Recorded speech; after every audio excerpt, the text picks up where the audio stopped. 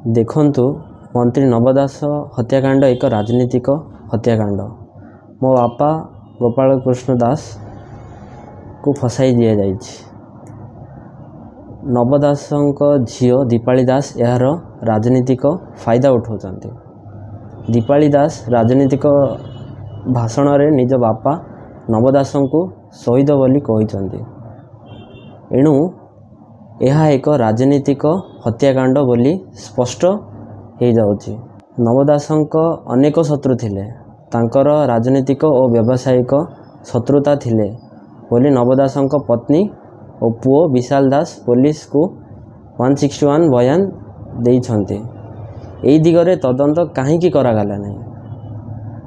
आमे सीबीआई तदंत दाबी करूछु। सीबीआई तदंत कले प्रकृत सत आउ हत्याकारी और षड्यंत्र धरा पड़।